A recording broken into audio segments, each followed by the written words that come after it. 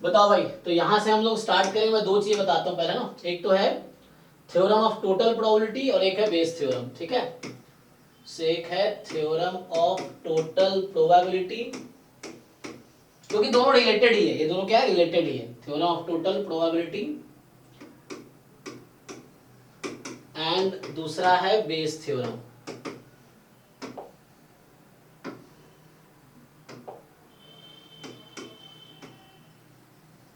Theorem of total probability and Bayes theorem, इस तरह से है। सो देखो दोनों रिलेटेड है कि कॉन्सेप्ट। तो कल जैसे मैं बता रहा था पार्टीशंस, तो मान लो ये सैंपल स्पेस है। सेट थ्योरी में तुमने देखा था ना, वेन डायग्राम जब बनाते हैं तो ये क्या होता है, यूनिवर्सल सेट। तो यहाँ ये सैंपल स्पेस है। अब इसको हमने मान लो ये E1 है, E2 है एंड सो ऑन En है, ऐसा समझो। तो मैं अगर ऐसा बोलूं कि लेट ये जो इवेंट्स हैं, set of events E1 E2 up to En, this form partitions of sample space, partition of sample space S। तो बताओ पार्टीशन का क्या मतलब है, what is partition of sample space? उसके सबसे नहीं, हमने कभी एक्सप्लेन किया था, कल या परसों एक्सप्लेन किया था कि ये इवेंट्स जो है ये कब बोलेंगे ये पार्टीशन कर रहा है सैंपल स्पेस का। म्यूचुअली एक्सक्लूसिव और exhaustive. Yes, so mutually exclusive and exhaustive होगा। Yes, pairwise disjoint and exhaustive दोनों। म्यूचुअली एक्सक्लूसिव जी, तो इसका ये मतलब था कि ये जो इवेंट्स हैं ये पार्टीशन कर रहा है सैंपल स्पेस का। इसका मतलब ये था कि दैट इज कि EI इंटरसेक्शन EJ जो है, EI intersection EJ, this is empty set for all I different then J। और दूसरा है and E1 union E2 union En is equal to sample space, ठीक है। सो ये मतलब है कि पेयर वाइज डिसजॉइंट है और एग्जॉस्टिव है। सो ये पार्टीशन का मतलब है। अब इसमें क्या होता है कि कोई एक नया इवेंट ले लो, फॉर एग्जांपल अब है ना, अगर मैं बोलूं कि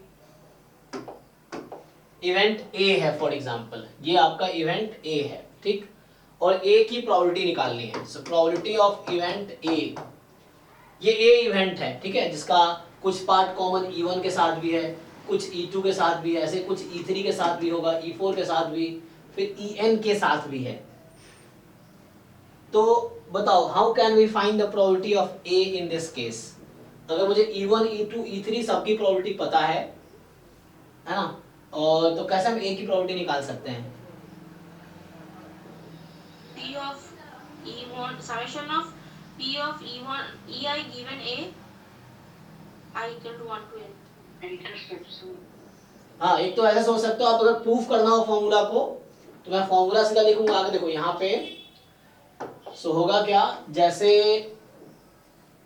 यहाँ पे आपके पास E1 E2 ठीक, En, ठीक है, और जैसे मैंने कहा कि A है हमारे पास, मान लो ये A है, तो वैसे सोच सकते हो आप, अगर ऐसे प्रोबेबिलिटी ऑफ A है तो A को मैं ऐसा भी तो लिख सकता हूँ, E1 intersection A union E2 intersection A, ठीक है, यूनियन चलो आगे लिखता हूं मैं,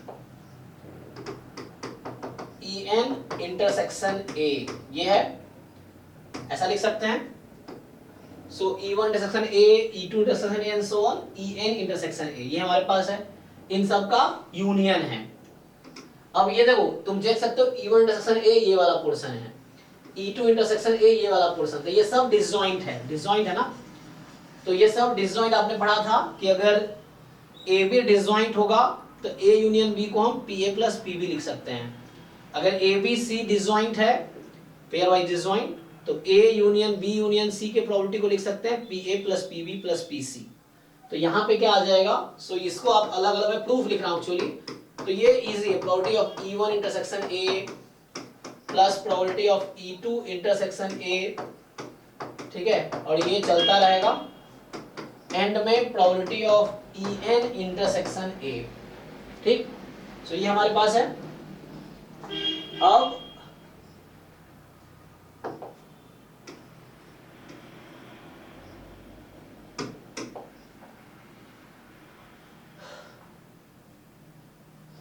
summation of P of A given EI into P of EI. वो कैसे आएगा जी, तो उसको हम कैसे लिख सकते हैं? उसमें गिवन करके लिखना पड़ेगा, A given E1 into P of E1. हाँ, ये फॉर्म, यस, ये फॉर्मूला का नाम क्या है? Total probability theorem. नहीं, जो आप यूज कर रहे हैं, जैसे इसको हम लिख सकते हैं probability of EI, additional probability है। I from 1 to n। मान लो इस पूरे को मैं ऐसा लिख सकता हूँ, ठीक है। अब जैसे probability of A intersection B, हम लोग what is multiplication rule of probability? अच्छा, P of P given A into P of A। हाँ, तो या तो ऐसा कर सकते हो, probability of A into probability of B given A, या probability of B into A given B, है ना। तो यही पूछ रहा था मैं आपसे। So this is the multiplication rule of probability, ठीक है। तो यहां से आ जाएगा, इसको आप ठीक से लिखेंगे तो समेशन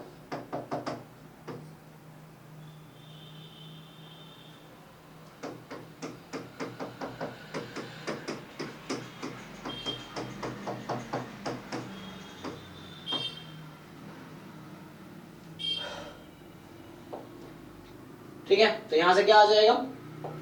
सो अब हमारे पास मतलब ये, तो ये चीज जो लिखा है मैंने, इसको यूज किया है, ठीक है जी। Yes sir, any doubt?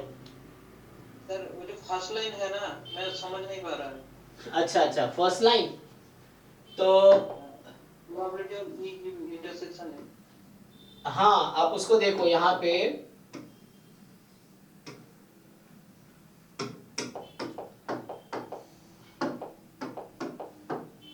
ठीक है।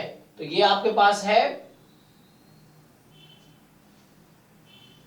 इवेंट ए मान लीजिए, ठीक है, मतलब ए है। सो दिस, इस पार्ट का नाम क्या है? This is E1। देखो ये E1 था और ये ए इवेंट है, तो इसको आप क्या बोलोगे? E1 इंटरसेक्शन है। यस, तो that is E1 intersection A. And next part is, इसका नाम क्या होगा? What is this part? E2 intersection है। समझ पा रहा हूं। Okay sir, thank you. Done. हाँ, तो हर पार्ट को हमने ऐड किया था, लास्ट में En इंटरसेक्शन ए। अब ये इसी चीज को हमने, क्योंकि यूनियन था तो ये सम कर दिया, क्योंकि they are disjoint, and then हमने उसका सम कर दिया। अब इसको क्या किया, ये जो है इसको हमने ऐसा लिख दिया, ठीक है। तो यहां पे ऐसा लिख दिया। अब क्या होगा?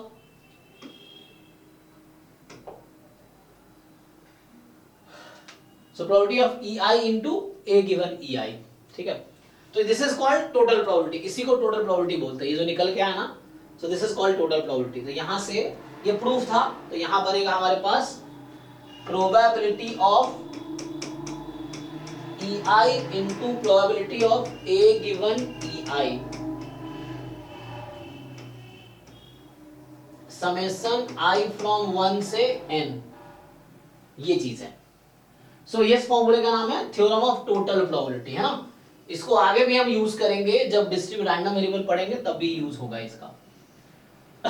ओके, सो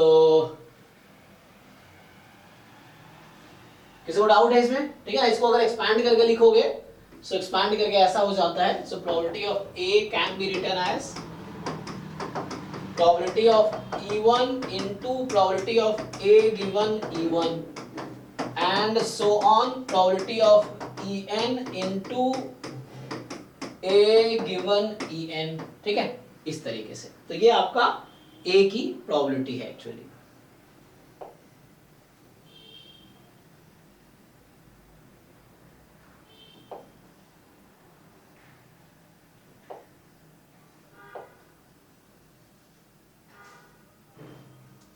ठीक है।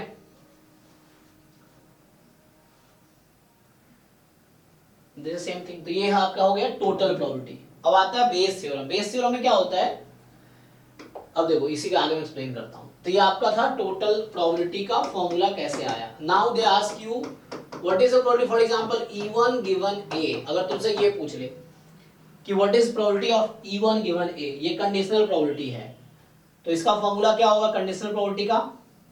नहीं कर सकते हैं अपन भी होगा। हाँ, सो ये आपके पास है probability of E1 intersection A upon probability of A, ठीक। सो E1 intersection A upon probability of A। इसको ब्रेक करेंगे तो क्या लिख सकते हैं, इसको यूज करेंगे मल्टीप्लिकेशन रूल ऑफ प्रोबेबिलिटी, तो क्या लिख सकते हैं इसको? Probability of E1 given to A upon P। ठीक, तो सो probability of E1 into A given E1। अब ये डिनोमिनेटर प्रोबेबिलिटी ऑफ A है, तो ये प्रोबेबिलिटी ऑफ A वही है जो टोटल प्रोबेबिलिटी का फॉर्मूला होता है। तो ये जो आपने यहाँ लिखा हुआ है the same thing will come here, तो यही पे यहाँ पे हो जाएगा summation probability of EI into probability of A given EI, I from 1 to n, इस तरह से हो जाएगा I फ्रॉम 1 to n। सो ये हमारे पास है actually probability of I from 1 to n, है ना। तो ये फॉर्मूला जो है this is called Bayes theorem. तो इसी में 1 की जगह मान लो मैं यहाँ k लिख दूं फॉर एग्जांपल, क्योंकि k कुछ भी हो सकता है 1 2 3 4, तो यहाँ k आ जाएगी, सो यहाँ k आ जाएगी, यहाँ k आ जाएगी, in k can be anything 1 2 3 up to n, तो k की जगह 1 से n तक कुछ भी ले सकते हो आप। सो इसको यहाँ लिख लो आप। सो यहाँ अगर लिखोगे आप तो क्या होगा, probability of E of k given A, ठीक है। So probability of E k given A। सो अभी प्रूफ किया है, मैं डायरेक्टली लिख देता हूं, तो ये हो जाएगा probability of E of k into A given E of k upon में आपके पास आएगा प्रोबेबिलिटी ऑफ A, जिसको अगर आप ऐसे लिखेंगे तो यहाँ हो जाएगा E1 into probability of A given E1, चलता रहेगा ये ऐसे ही, कहाँ तक, probability of En into A given En। तो ये आपका क्या है टोटल प्रोबेबिलिटी का, मतलब ये बेस थ्योरम है, इसका ये नाम है। तो पहला वाला है ये आपका फर्स्ट जो लिखा हुआ है this is a total probability. तो ये दोनों जो फॉर्मूला है ना, this formula is theorem of total probability, ये है बेस थ्योरम। इसी को आप शॉर्ट में लिखोगे तो ऐसा हो जाएगा, सो probability of EK into probability of A given EK upon summation probability of EI into A given EI, I from 1 to n, ठीक है। सो ये आपके पास है, ठीक है, तो ये आ जाएगा, okay.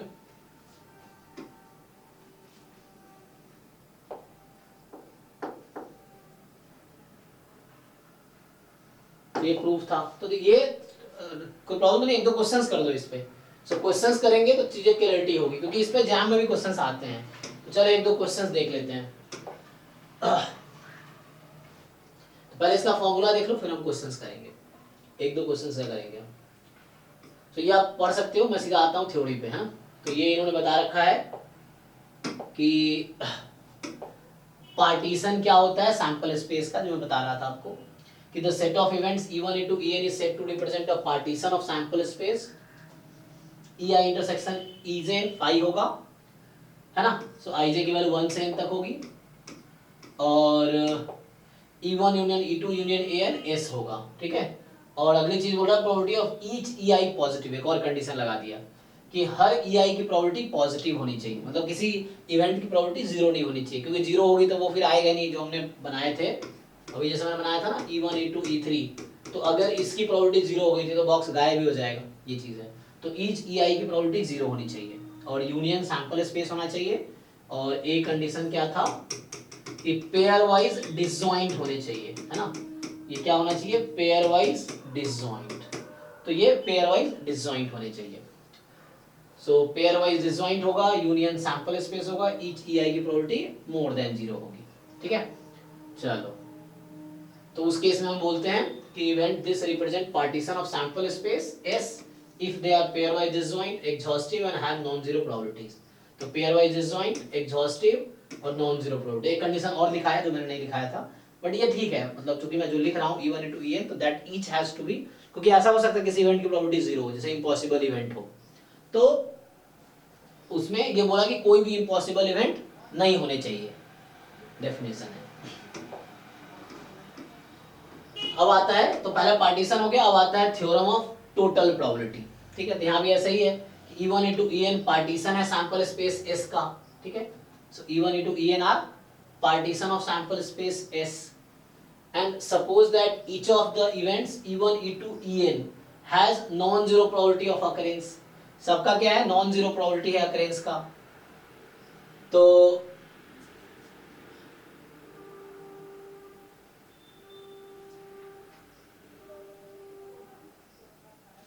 so A be the event associated with S।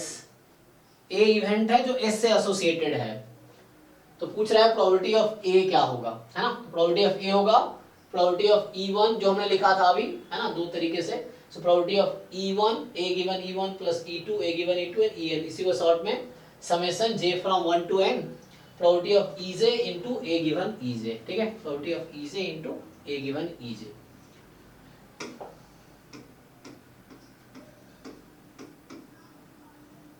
Theory के लिए कुछ समझता। हाँ हाँ बोलो।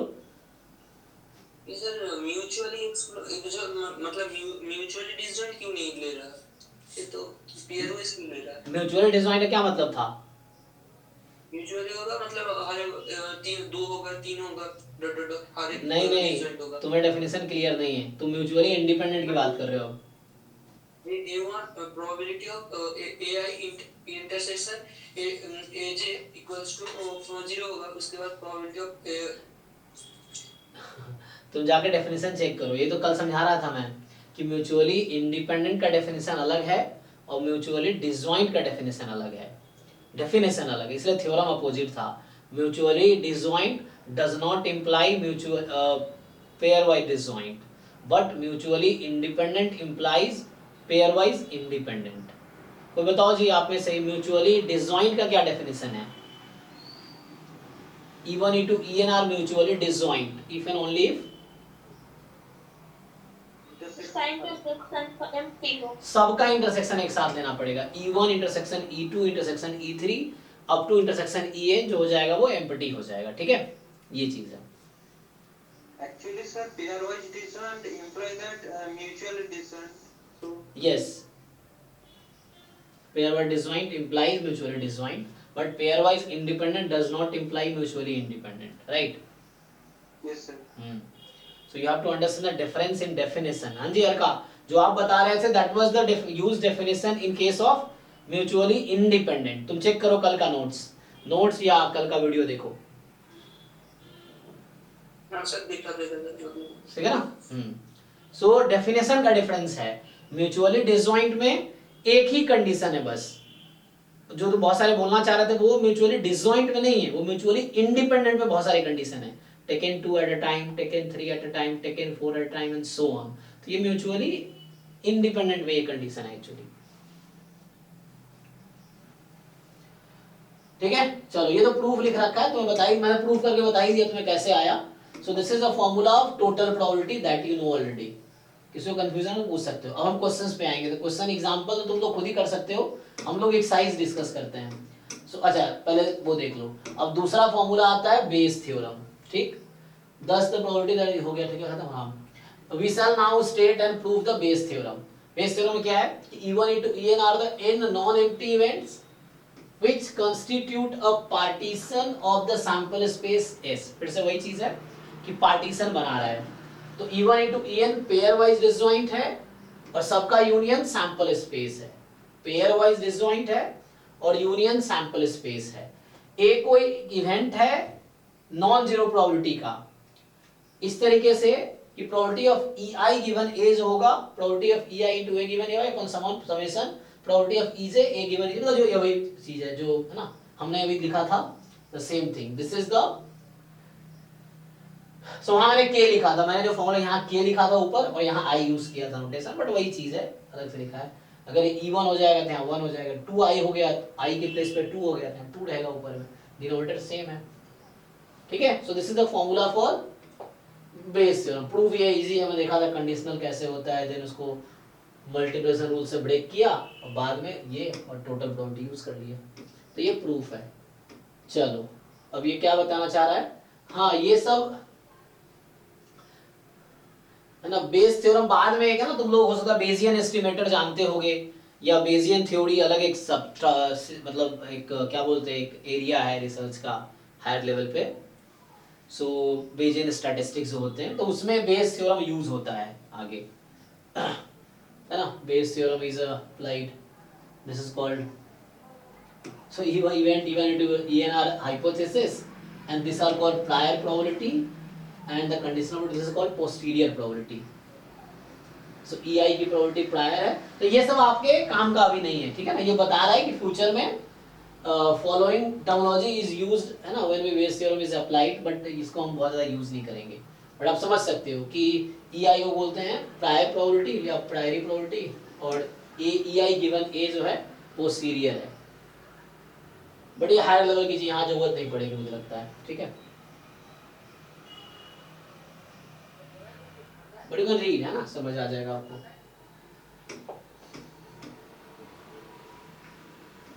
तो एग्जांपल्स तुम लोग देख लेना, हम एक्सरसाइज के एक दो क्वेश्चन सॉल्व करते हैं अभी समझने के लिए, ताकि कैसे अप्लाई करना है। तो जैसे आपसे पूछा जाए, तो दो ही फॉर्मूला इस टॉपिक में है, एक तो टोटल प्रोबेबिलिटी का, एक बेस थ्योरम का, उसके बेस पे आपका ये है। सो अब आपको क्या करना है, ये 13.3 एक्सरसाइज है, ठीक, ये सॉल्व करना। चलो पहला क्वेश्चन तुम लोग अभी ट्राई करो, सब लोग बताओ क्या आंसर आ रहा है आप लोग का, फिर मैं सॉल्व करूंगा, पहले आप लोग ट्राई करो, समझने की कोशिश करो, क्योंकि इस तरह क्वेश्चंस आपको जैम में भी मिलेंगे, क्योंकि बेस थ्योरम और total probability are part of JAM GATE syllabus also. तो आप लोग ट्राई करके बताइए क्या आएगा।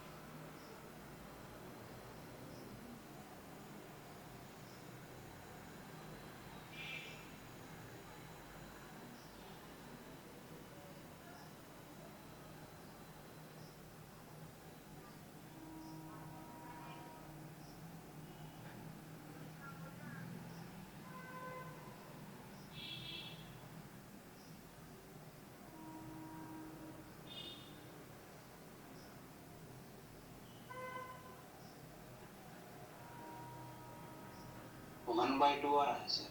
1/2 आ रहा है, बाकी लोग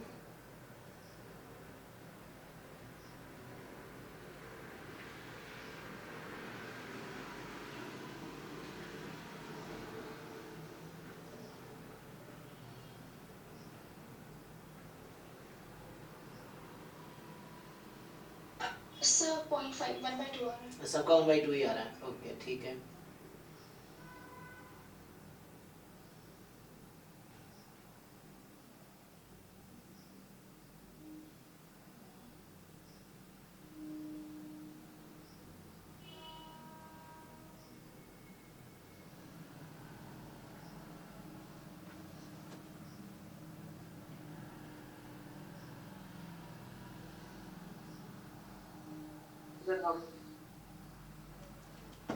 हो गया, चलो। तो देखो सिंपल है, मैं सॉल्व कर देता हूँ, वैसे आप लोगों ने कर ही लिया होगा, आसान है। सो होगा क्या, देखो चलो इसको मैं उधर सॉल्व कर देता हूँ। बस कॉन्सेप्ट समझ, देखो 2-4 क्वेश्चन तुम कर गए ना, तो ऐसे क्वेश्चन हो जाएंगे। जैम गेट में जनरली एक क्वेश्चन आ जाते हैं, बेस थ्योरम में टोटल प्रोबेबिलिटी एक क्वेश्चन मिल जाएगा तुम्हें। मतलब 2 या 3 क्वेश्चन आते हैं बेसिक प्रोबेबिलिटी से, जो 11-12 वाला सिलेबस है ऑलमोस्ट, उससे 2-3 क्वेश्चन तुम्हें जैम में मिल जाएंगे, गेट में 1-2 मिल जाएंगे। तो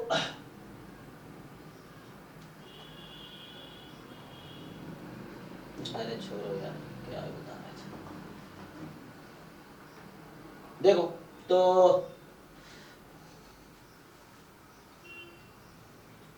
क्या बोला है कि एन अर्न मतलब बॉक्स है, फॉर एग्जांपल बैग है, कंटेन्स 5 रेड 5 ब्लैक बॉल, ठीक है। तो इसमें 5 रेड और 5 ब्लैक है। A ball is drawn at random, it colour is noted and return to the urn. एक बॉल ड्रॉ किया, कलर नोट किया, वापस रख दिया। मोreover 2 additional balls of the color are drawn and put in the wood. उसके बाद 2 ball draw किया of the color drawn, जो पहले कलर का निकला, एक बॉल निकाला, कलर देखा, वापस रख दिया। अब जिस कलर का था वो उसी कलर का 2 बॉल और ड्रॉ किया। अब यहाँ सस्पेंस आ गया कि वो कलर कौन सा कलर था। तो ये सस्पेंस है जो पार्टीशन है एक्चुअली, कि मतलब इवन हो सकता है कि जो फर्स्ट बॉल ड्रॉ किया था इज हो सकता है कि रेड हो। E2 है यहाँ पे पार्टीशन में कि फर्स्ट बॉल जो ड्रॉ हुआ था वो ब्लैक हो, है ना। तो 2 सिचुएशन है आपके पास, या तो रेड हो सकता है या फिर ब्लैक हो सकता है, ठीक है।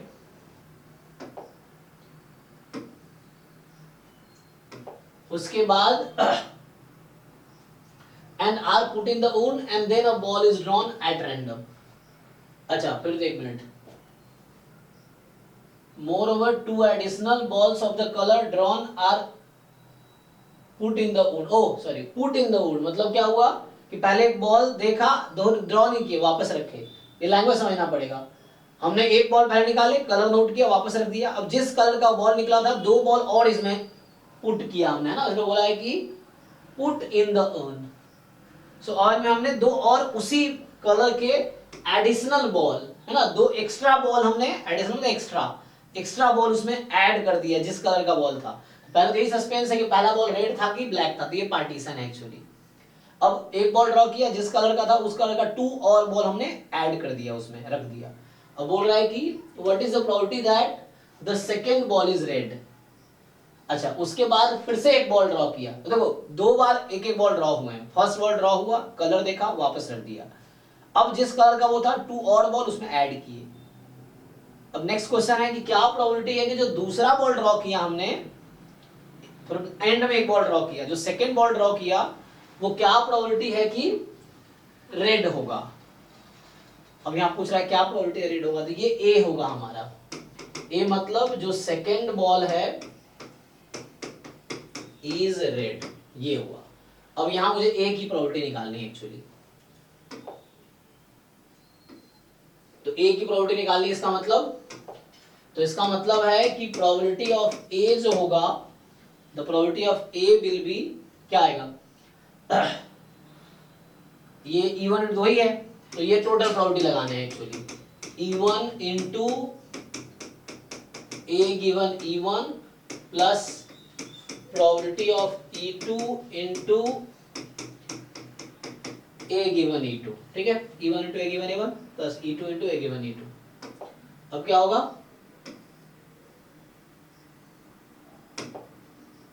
E1 की प्रोबेबिलिटी क्या होगी? अब ये देखना, ये टोटल प्रोबेबिलिटी का फॉर्मूला यूज किया हमने। E1 था कि फर्स्ट बॉल इज रेड, एक बॉल ड्रॉ करो, रेड आने का क्या चांस है? 5 है आउट ऑफ 10, ठीक। ए गिवन E1, अब गिवन है E1 तो मतलब ये है कि it is known that, A given मतलब गिवन है, it is known that the first ball was red. So जब आपको नोन है कि पहला बॉल रेड है तो आपने 2 मोर एडिशनल रेड ऐड किया, तो अब आपके पास 7 रेड और 5, इस सिचुएशन में अब आपके पास 7 रेड और 5 ब्लैक है एक्चुअली, क्योंकि कहा कि E1 इज नोन मतलब फर्स्ट रेड था, तो 2 एडिशनल बॉल हमने रेड ऐड किए होंगे, सो दैट इज एक्चुअली, तो अब ये सिचुएशन है 7 red 5 black. Now what is probability of A? So given E1 second ball is red, now I draw one more ball from here, अब एक ball draw करो, तो कितने रेड है? 7, कितने में से? 12 में से, तो ये पहला पार्ट आ गया। नाउ E2, E2 का मतलब है तो आइदर E1 विल हैपन और E2 विल हैपन, तो E2 is first ball is black, तो फर्स्ट बॉल इज ब्लैक का मतलब हो गया कि पहला ब्लैक ड्रॉ करना है, ब्लैक कितना है? 5, सो 5/10 एंड अब A given E2, so A given E2 और E2 क्या है हमारे पास? फर्स्ट बॉल इज ब्लैक, तो पहला ब्लैक था, तो अब इसमें ये सिचुएशन होगा कि पहला बॉल ब्लैक है, सो 2 ब्लैक यहाँ ऐड होंगे, तो 5 रेड अब 7 ब्लैक हो जाएगा, अगर पहला ब्लैक आया so 2 additional balls are black. Now what is probability of ए?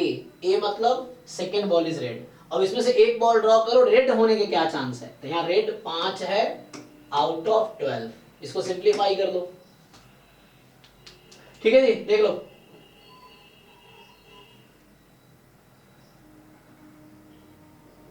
कितना? 60/120, तो ये हो गया 1/2, चेक कर लो बाकी लोग।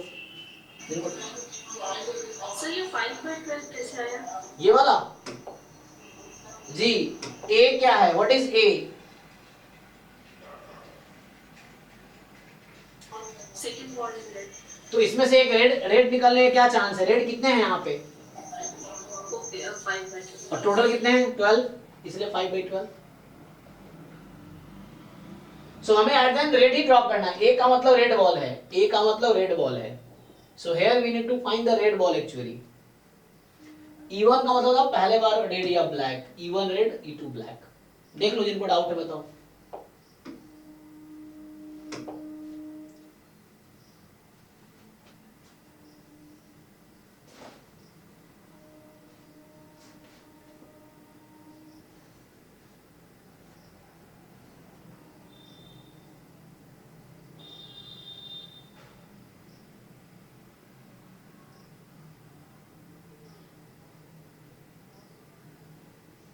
डन, चलो, तो ये था टोटल प्रोबेबिलिटी का एक क्वेश्चन एप्लीकेशन बताया। नाउ योर, देखो आपकी रिस्पांसिबिलिटी है, as much hard work you will do, as much questions you will solve, आपके उतना अच्छा लेवल होगा, है ना, आप उतना अच्छा जहाँ सब्जेक्ट को समझेंगे, एग्जाम में उतने अच्छे मार्क्स आएंगे, ये चीजें हैं, क्योंकि टीचर सबको सेम ही पढ़ाता है, बच्चे पे है कि कौन कितना एफर्ट्स करता है।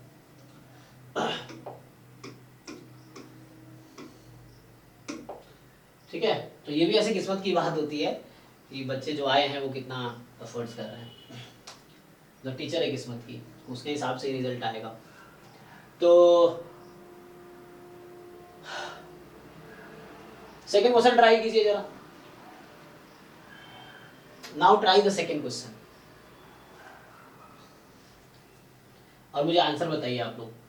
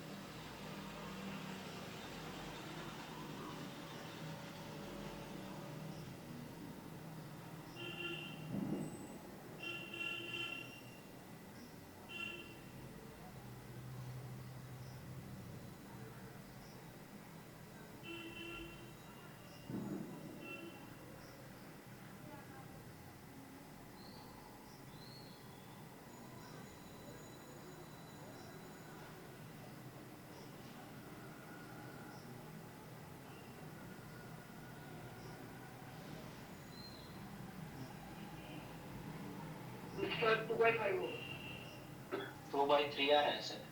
चलिए अलग अलग ऑप्शन में लगे। 2/3 है। सो ए आया एक 2/3, एक आया 2/5। सर 2/3। अच्छा ज़्यादातर लोग 2/3, चलो मान लो 2/4 फॉर एग्जाम्पल, 4 3 4 5 6, 2/6 एग्जाम्पल के लिए मान लो इस तरह से बना दिया हमने।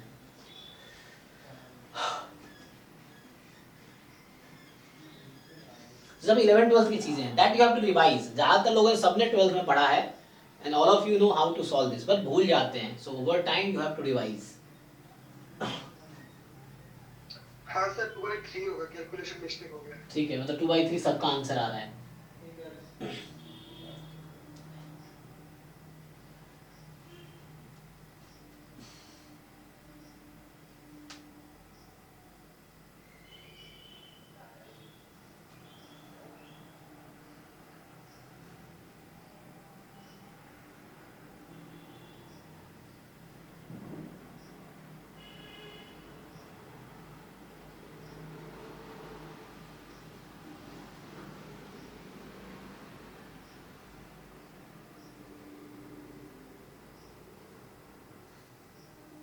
सॉल्व करें तो डन ना, सब लोग कर लिया, okay.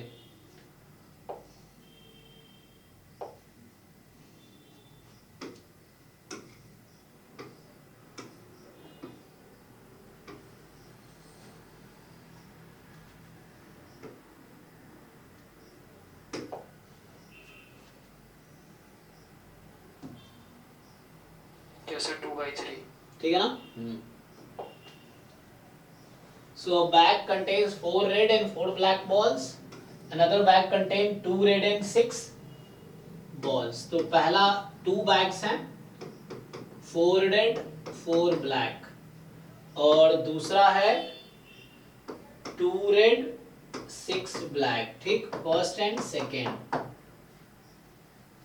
One of the 2 bags is selected at random. अब देखो यहाँ पे सस्पेंस है ना, कि one of the 2 bag selected है, पता नहीं कौन सा सिलेक्ट हुआ, so that will be E1 E2 actually, है ना। सो E1 हो सकता है बैग 1 इज सिलेक्टेड, E2 हो सकता है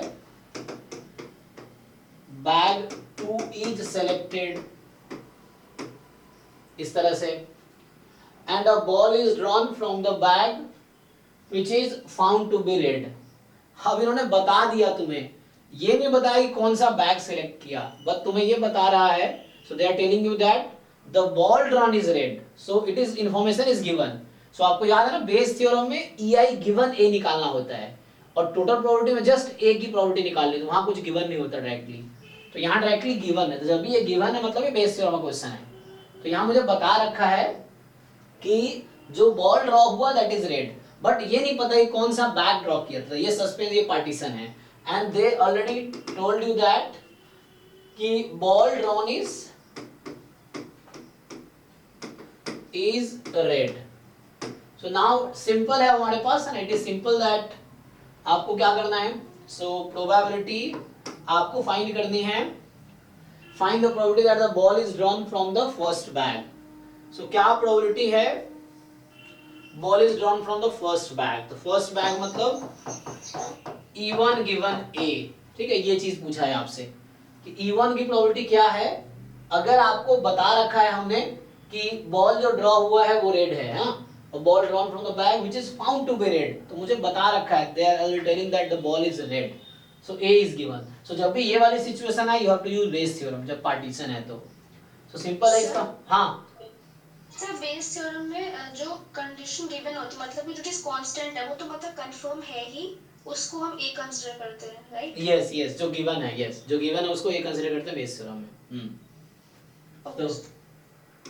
तो यहाँ से आपके पास जो फॉर्मूला था बेस थ्योरम का, E1 into A given E1 upon probability of A, जो कि टोटल प्रोबेबिलिटी यहाँ भी आएगा, डिनोमिनेटर में आएगा, यहाँ भी A की प्रोबेबिलिटी आपको निकालनी ही है, तो टोटल प्रोबेबिलिटी होती है, जो कि यहाँ हो जाएगी A की probability of E1 into A given E1 plus probability of E2 into A given E2, इस तरीके से अब सॉल्व करो। सो क्या क्या हो सकता है, तो चलो यहाँ से देखते हैं। इक्वल टू, तो मैं चार, अच्छा ऐसे करता हूँ, बाद में पुट कर लेंगे। देखो तो मुझे क्या क्या इंफॉर्मेशन चाहिए। सो आई नीड, जो मुझे चाहिए प्रोबेबिलिटी ऑफ E1, ठीक। तो मुझे चाहिए E1 की प्रोबेबिलिटी। E1 की प्रोबेबिलिटी क्या होगी। सो बैग 1 इज सेलेक्टेड, तो मतलब 2 बैग्स है, इसने कहा है। So one of the 2 bags selected at random, तो मेरे पास 2 चॉइसेस है, I have to choose one, कोई डिफरेंस नहीं है, तो हाफ हाफ प्रोबेबिलिटी आ जाएगी। सो E1 की प्रोबेबिलिटी 1/2, E2 की प्रोबेबिलिटी 1/2। अब प्रोबेबिलिटी है A गिवन E1, ठीक। Probability of A given E1, so A given E1 ये क्या होगा। सो A गिवन है, तो अगर पहला बॉल है ना, अगर फर्स्ट बॉल जो है वो सिलेक्ट हुआ था, तो क्या प्रोबेबिलिटी है ना, मुझे निकालना है A की प्रोबेबिलिटी। यहाँ पे मैं ये फाइंड कर रहा हूँ ताकि यहाँ मैं पुट कर सकूँ। जो जो जरूरत है वो यहाँ फाइंड कर रहा हूँ। So if first ball is selected, what is the probability that the ball drawn is red. तो फर्स्ट बॉल से रेड, कितने रेड है, 4 आउट ऑफ 8। सो ये हो गया आपका 4 out of 8। And probability of A given E2, ठीक है। So probability of A given E2, अगर सेकेंड बॉल ड्रॉ किया, हाँ, तो क्या प्रोबेबिलिटी है, रेड आएगी। तो यहाँ A की प्रोबेबिलिटी निकाल रहे हैं, तो रेड इज 2 आउट ऑफ 6। अब बस इसको यहाँ होगा, हाँ, ओ सॉरी यस, हाँ वो मैंने गलती किया। टोटल यहाँ पे हाँ 2 रेड है out of 8, so 2 out of 8, yes. So 2 red total, sample space denominator में आता है ना, तो number of element in the sample space. So यही इक्वल लाइकली कंसीडर कर रहे हैं। तो अब हो गया, पुट कर लो यहाँ पे। सो जब पुट करेंगे आप लोग तो इजी है। देखो तो E1 था 1/2, A गिवन E1 है 4/8, मतलब वही 1/2 अपॉन 1/2 इंटू 4/8 प्लस E2 हमारे पास हो जाएगा 1/2, और A गिवन E2 जो होगा दैट इज 2/8, ठीक है ना। तो ये हाफ हाफ हाफ कॉमन लेके काट सकते हो आप। तो बचा क्या, एट द एंड बचा हमारे पास 4/8 एंड टोटल हो गया 6/8। 8 काट दो, 4/6 मतलब 2/3, ठीक। तो आप सबका आंसर 2/3 आया था, that is fine. So just आपको ये जानना है कि हाउ टू अप्लाई। अब 2-4 क्वेश्चन अगर आपने कर लिए ना तो सारे क्वेश्चन कर लोगे, क्योंकि इस क्वेश्चन का जो ट्रिक है वो तुम्हें पता चल गया कि हो क्या रहा है, कैसे E1 लेना है, कैसे E2 लेना है, कैसे A लेना है। तो ये 2-4 क्वेश्चन में आपको समझ आ जाएगा। देन आपको कोई भी क्वेश्चन पूछेगा, you can easily solve it, ये चीज है। सो इसमें बहुत सारे क्वेश्चन है प्रैक्टिस के लिए, एनसीईआरटी में देख सकते हो, एनसीईआरटी टेक्स्ट बुक है। और क्वेश्चन चाहिए, एनसीईआरटी एग्जाम्पलर होता है 12th 11th 12th का ही, गूगल करोगे एनसीईआरटी एग्जाम्पलर, तो प्रैक्टिस के लिए क्वेश्चन मिल जाएगा, ये कह रहा हूँ। तो वहां भी प्रैक्टिस के लिए क्वेश्चन मिल जाएगा। बाकी JEE मेंस एडवांस का वो भी है, जैम गेट का PYQ है वो भी देख सकते हो, है ना। तो तुम अगर फोल्डर में जाकर देखोगे, जैसे आप हमारे पास ड्राइव का फोल्डर है डिस्क्रिप्शन में, वहां जाओगे ना, ओपन करोगे तो एक फोल्डर का नाम है PYQ असाइनमेंट यूनिट वाइज। उसके अंदर जाओगे तो वहां होगा बेसिक प्रोबेबिलिटी के नाम से कुछ असाइनमेंट होंगे टॉपिक वाइज। तो उसमें तुम देख सकते हो कि जो जो क्वेश्चन जैम गेट में आए दैट यू कैन सॉल्व। और अभी भी जिनके पास टाइम है तो रोज एक एक असाइनमेंट तुम चाहो तो कंप्लीट कर सकते हो। ड्राइव में जितने असाइनमेंट है, क्योंकि ऐसे नहीं कि मैं पढ़ा दूंगा तभी करोगे, तो जब पढ़ा दो, क्योंकि टाइम आपके पास नहीं है ना। सो जो लोग जानते हैं, यू कैन डेली जैसे टाइम टेबल बना के जितने भी ड्राइव में असाइनमेंट्स हैं, एक एक को तुम टारगेट करके कंप्लीट करते जा सकते हो, चाहे मैंने पढ़ाया है टॉपिक या नहीं पढ़ाया है तब भी। और जो डाउट्स हैं आप 10 to 11 में पूछ सकते हो, चाहे मैंने पढ़ाए हैं टॉपिक या नहीं पढ़ाए हैं, स्टिल आप उसके डाउट पूछ सकते हो। क्योंकि मैं चाहता हूं आप ग्रो करो अपने लेवल पे भी, और जो डाउट है मेरे सीखो। क्योंकि ये जरूरी नहीं कि मैं जब पढ़ाऊंगा तभी आप सीखोगे, ऐसा थोड़ी है कि जिसको मैं पढ़ाऊंगा वही अच्छा करेगा लाइफ में। सो ये चीज आप पे भी ये रेस्ट्रिक्शन नहीं है। तो यू कैन, आप बुक से पढ़ सकते हो, कर सकते हो, मेरे से आप हेल्प ले सकते हो, है ना, ये सब चीजें जो है। सो मेरा कहना ये है कि ड्राइव में इतने क्वेश्चंस हैं, तो ऐसा नहीं कि लास्ट के 1 महीने में आप कर लोगे, नहीं कर पाओगे। अभी भी इतने क्वेश्चन है कि आपको 2-3 साल लगेंगे पूरे कंप्लीट करने में। अभी जितने क्वेश्चंस हैं ड्राइव में ऑलरेडी, जो असाइनमेंट एटलीस्ट जो जैम गेट के हैं, तो वो सब आप करो। अभी और अब बन रहा है, धीरे अपलोड होता रहता है, पता नहीं चलता होगा आप लोगों को, उसमें धीरे धीरे ऐड होते रहते हैं, तो ऐसे हो रहे हैं। तो यू कैन कीप सॉल्विंग, जो है एक एक करके जितने क्वेश्चंस कर सकते हो करते जाओ। ये जी हाँ प्रॉब्लम होता है सर, मतलब समझ नहीं आता। देखो मैं फिर से बताता हूँ, देखो फॉलो करो इसको। तुम जब क्लिक करोगे ना, ये ड्राइव का लिंक है, ढूंढने में कोई प्रॉब्लम होता है? ये देखो ड्राइव भी खुला हुआ है, तो तुम जब ड्राइव में क्लिक करोगे ना वहां पे, जैसे जो डिस्क्रिप्शन में लिंक है ड्राइव का, तुम यहाँ पे पहुंचोगे, तुम पहुंचोगे यहाँ पे, तो जो लिंक दिया हुआ इसका है, जब तुम क्लिक करोगे ना, हाँ, तो तुम्हें ये सब दिख रहा होगा, ठीक है, फिर देखो इसी ऑर्डर में दिख रहा होगा। तुम्हें क्या करना है, इसमें एक होगा यूनिट वाइज, है ना,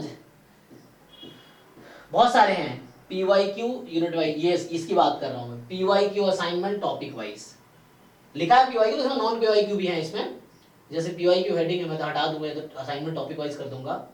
सो ये जो है, इसमें जब खोलोगे ना, तो इसमें बहुत सारे इनसाइड मटेरियल है, तो मैं इसकी बात कर रहा हूँ। यहाँ तुम देखो, इसमें डिफरेंट बेसिक प्रोबेबिलिटी, देखो ये इसकी बात कर रहा था मैं अभी तुमसे, basic probability problem jam 2005 to 14, ऐसे और भी होंगे 2005 से 25 ऐसे करके। जैसे इसको मैं अगर खोलूं, तो इसमें वो 11 12 का जो सिलेबस है ना, उसके क्वेश्चंस पे क्वेश्चंस हैं इस पे।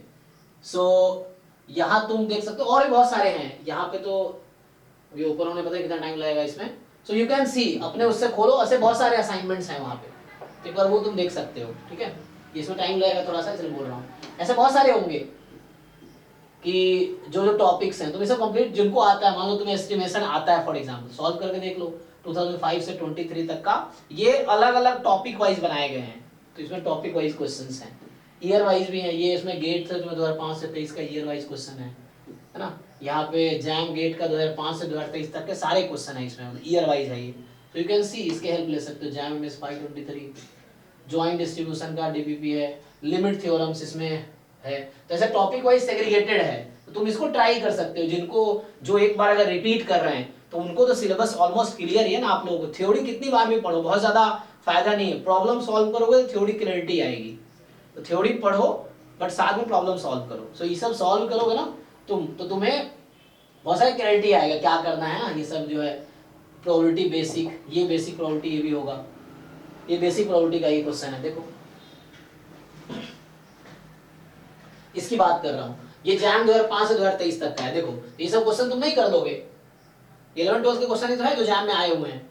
किस साल? जैम 2005 में आया है, ये जैम 2005 में आया, जैम 2005 में आया, ये सब तुम कर सकते हो ट्राई। ये जैम 2006 का है, जैम 2006 का है, ये सब क्लास 11 12 के कॉन्सेप्ट पे बेस्ड है, तुम ट्राई कर सकते हो एटलीस्ट, डाउट मेरे से डिस्कस करो। 7 फिर 8 फिर 8 9 10 है ना, इस तरह 2010, तो ऐसे कर करके 2023 तक के सारे क्वेश्चन सेग्रीगेटेड है, सिर्फ ये बेसिक प्रोबेबिलिटी के है। मैं जो तुम्हें कह रहा था, जैसे exactly one box contain exactly one defective, इस तरह बेसिक क्वेश्चन से देखो करके, कैस्टियोनेट्स वाले हो गए, है ना, ये सब तुम आराम से कर लोगे सॉल्व, इसमें बेसिक प्रोबेबिलिटी क्वेश्चन ही तो है, ये है हमारे पास। सो दिस यू सॉल्व, ये मैं कहना चाह रहा हूँ। तो ड्राइव में एक एक असाइनमेंट टारगेट करो, तुम डेली एक एक असाइनमेंट निपटा सकते हो ऐसे करके। अगर तुम एक एक कर पाए तो पूरे साल में 300 प्लस असाइनमेंट सॉल्व कर लोगे, ये है। लेकिन तुम्हें एक प्लान के साथ काम करना होगा, ये है, वैसे नहीं कि करें। ये सब इजी है, ये सब क्वेश्चन इजी हो जाएगा। Probability that none of the event occur, तो इसको तो मैथमेटिकली कन्वर्ट करके यूज करना है ये डेटा, ठीक है। ये सब देखो आगे तुम अगर आओगे, जैसे ये सब क्वेश्चंस हैं, तो ये सब जो 11th क्लास का था वो सब क्वेश्चन ही तो है। ये बेस थ्योरम का क्वेश्चन है, तुम ट्राई करना, बड़ा अच्छा क्वेश्चन है, मुश्किल हालांकि, ये बेस थ्योरम पे है, ये बेसिक प्रोबेबिलिटी है। ये 11th क्लास का जो क्वेश्चन था उस पे बेस्ड है ये, जो 11th क्लास हमने किया ना, क्या सॉल्व किया था अभी, जब इक्वली लाइकली आउटकम्स होते हैं, तो 11th क्लास के क्वेश्चन है कॉन्सेप्ट पे, ये जैम 2022 में आया हुआ है, ये भी जैम 2022 का ही है, ठीक है। ये 23 का है, देखो ये सब क्या है जो तुम नहीं कर पाओगे। बोल रहा है कि among the event even it with the probability that at least 2 events occur, इनमें से कम 2 ऑकर हो रहा है, इसकी प्रोबेबिलिटी बताओ। तो मैथमेटिकली को ट्राई करो, ठीक है। ये box contain certain number of ball out 80% white ball, है ना, ये बेस थ्योरम का है, चेक करो, गिवन है ना, गिवन दैट इज डिफेक्टिव, ये बेस थ्योरम पे होगा solve. So this you can try. तो ये मैं बोल रहा हूँ जो 11 12 का सिलेबस है उस पे बेस जैम में भी क्वेश्चंस आते हैं, और यहाँ आंसर की ऑलरेडी एडेड है, तुम ये देख सकते हो, ठीक है। तो इस तरह के बहुत सारे हैं असाइनमेंट, तुम ट्राई कर सकते हो 1 by 1, ये है। चलो छोड़ो, तो ये बुक था जिसकी मैं तुम्हें भेज भी रखा हूँ, तो ये सब बुक है, बहुत सारे ऐसे हैं, इतने फोल्डर, तुम क्वेश्चन सॉल्व करते करते तुम्हें बहुत टाइम लगेगा, इसीलिए 1 by 1 इसको सॉल्व करो, तभी अचानक नहीं होगा। हालांकि मैं जब सिलेबस कराऊंगा तब ये क्लास में डिस्कस होगा, प्रॉपर मैं एक एक क्वेश्चन डिस्कस करूंगा क्लास में, तो वो अलग बात है, तुम पहले भी कर सकते हो, मैं ये कहना। Event occur actually probability of E1 intersection E2 intersection E3 complement plus 3 possible case होगा। एटलीस्ट 2 था ना, हाँ yes sir, तो एटलीस्ट 2 में तीनों ऑल 3 भी तो हो सकता है, yes sir, हाँ 4 केस। माइनस कर दो। 4 केस होगा। नहीं नहीं, एटलीस्ट 3 में कैसे क्या माइनस कर दोगे? एटलीस्ट 1 से एग्जैक्टली 3 एटलीस्ट 1 होगा, वहाँ से माइनस कर दूंगा मैं एटलीस्ट एग्जैक्टली 1 ही। नहीं नहीं, वहां बोल रहा था एटलीस्ट 2। एनीवे ट्राई करो, जब डाउट हो तो डिस्कस करेंगे, अभी नहीं डिस्कस करें। मैं यहाँ पे आता हूँ वापस, मैं बस बता दिया, तुम्हें याद आ गया। सो मैं बोल रहा हूँ कि यू कैन डायरेक्ट, अभी भी जो लोग रिपीट कर रहे हैं, मान लो दोबारा कर रहे हैं, तो वो लोग थ्योरी का वेट थोड़ी करोगे सर पढ़ाएंगे तब करेंगे, तुम तो पढ़ ही रखे हैं ना। मैं तो बस मान लो रिवीजन चल रहा है उसका भी, आगे भी पढ़ाऊंगा तो तुम्हें पता ही है चीजें जो मैं पढ़ाऊंगा, ये चीज। तो you can focus on solving problems. अभी आईबी पास में मिल जाएगा टेस्ट का, तो उसमें ऑलरेडी 100 टेस्ट अपलोडेड है, वो भी तुम अटेम्प्ट कर सकते हो धीरे धीरे, 1 by 1 यूनिट वाइज है, तो वो मैं अभी बताऊंगा कैसे कैसे करना है। तो ऐसे मिल जाएगा तुम्हें एक्सेस, तो 1 by 1 अटेम्प्ट कर सकते हो टेस्ट। सर आप पिछले स्लाइड में जाओगे ऑन टाइम। जी जी, सर एक्चुअली मैं बोल रहा हूँ इस क्वेश्चन से बोल रहा है ये ball is drawn if when case 2 ball is drop 4C2 होगा। नहीं नहीं नहीं, तुम गलत समझ रहे हो आप, कहाँ लिखा है 2 ball is drawn? एक नहीं लिखा है, मैं बोल रहा हूँ one case if say 2 ball is drawn from the bag which is found to be red, क्या चेंज होगा क्वेश्चन? अच्छा, आप पूछ रहे हो कि a ball is drawn from bag which is found to be red, इसकी प्रोबेबिलिटी क्या होगी? 2 balls is drawn, one ball is drawn from the bag। हाँ, कॉम्बिनेशन यूज होगा।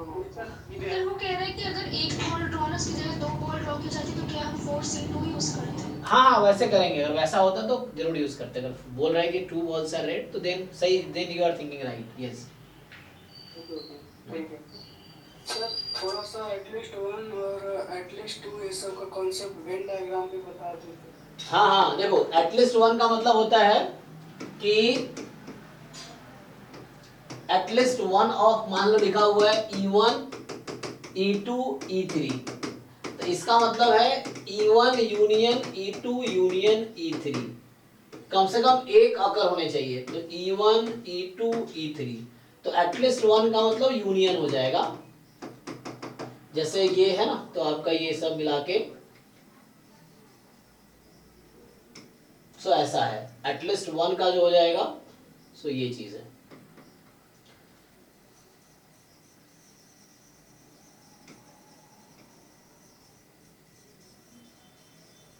ठीक है, तो ये एटलीस्ट 1 है। बोलेगा मान लो exactly 1 of E1 E2 E3, तो इसका क्या मतलब है, बनाओ। सर या तो सिर्फ E1 या तो सिर्फ E2 या तो सिर्फ E3। हाँ, तो अगर वेन डायग्राम बनाओगे वो तुम भी डिसाइड कर सकते हो। देखो जो आपके मन में क्वेश्चन आ रहा है, आप जो कह रहे हो मुझे आप बताओ, तो आप खुद से पूछो कि एग्जैक्टली 1 में क्या होगा, और जब आपको नहीं क्लैरिटी हो तब मेरे से पूछो कि सर मैं ये सोच रहा था और इसका नहीं आया, क्योंकि the try to solve problem by yourself, and जब आपसे नहीं हो देन आप मेरे से पूछ सकते हो, ये चीज है। ठीक है ना, जैसे ये आपके पास है E1, ये E2 और ये E3, सो ये E1 है एंड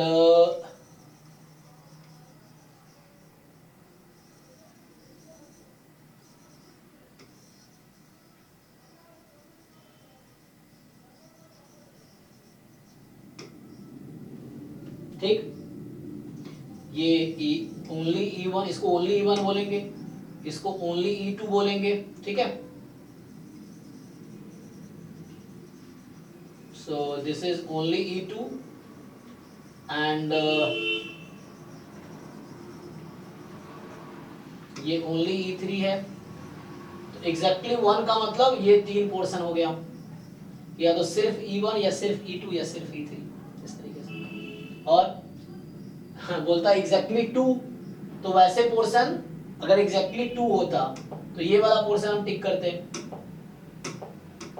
एग्जैक्टली 2 होता, दिस एग्जैक्टली 2 होता तो ऑल 3, तो ये इंटरसेक्शन है बीच में, इस तरीके से हो जाएगा।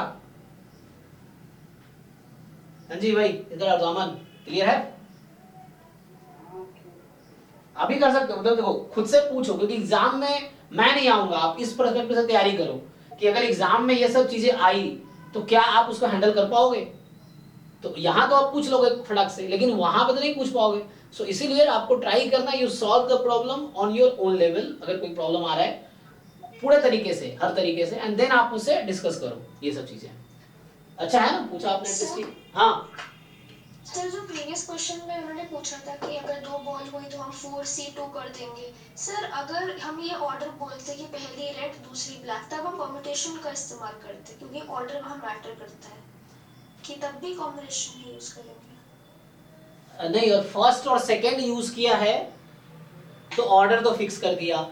1 रेड 1 ब्लैक बोलेगा तो फिर ऑर्डर काउंट होगा, तो 1 ब्लैक 1 रेड ना, तो हो सकता है ब्लैक यहाँ से रेड यहाँ से, या रेड यहाँ से ब्लैक यहाँ से, 2 केस काउंट होते हैं वहां पे। उस तरह क्वेश्चंस ढूंढो। हाँ मतलब सर, अगर वो बोले कि first should be red and second should be black, तो हम परम्यूटेशन यूज करेंगे?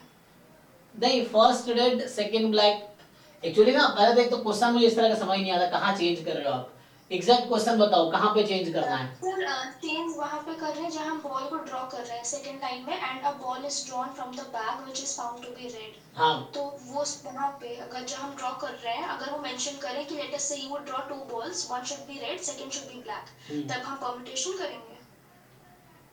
नहीं, ड्रॉ कर रहे हैं तो कॉम्बिनेशन चलेगा। ये कोई प्रॉब्लम, मान लो यहाँ पे बोलता कि 2 बॉल ड्रॉ किया एंड फर्स्ट इज रेड, यहाँ बोला है कि वो नहीं बोला फर्स्ट, उसने बोला found to be red first, तो उसके हिसाब से सोचते हैं फिर हम। आप एग्जैक्ट क्वेश्चन बनाओ, पहले लिख लो पूरा क्वेश्चन, ट्राई करो। हाँ, और अगर आपको नहीं समझ आए देन आप डिस्कस करो, क्योंकि ऐसे प्रॉब्लम है। अगर ड्रॉ कर रहे हैं तो कॉम्बिनेशन ही होता कि दिस C1 दिस C1, उस तरह से प्रोडक्ट होगा उसका, इस तरह से। चलो आगे देखते हैं, वरना टाइम फिर खत्म हो जाएगा आज, है ना। तो टाइम है हमारे पास, तो इसको आज कंप्लीट करना है ये। तो अभी हमने क्या डिस्कस किया? अभी हमने डिस्कस किया कि बेस थ्योरम क्या है, टोटल प्रोबेबिलिटी क्या है, ये डिस्कस किया ना हमने। ये देखा अभी। अगला एक्सरसाइज जो आपका है दैट इज, अब यहाँ से स्टार्ट होता है random variable and probability distribution. ये भी जैम में भी है ना, आपको याद आ रहा हो, तो ये जैम में भी है, तो ये हम अभी डिस्कस करते हैं।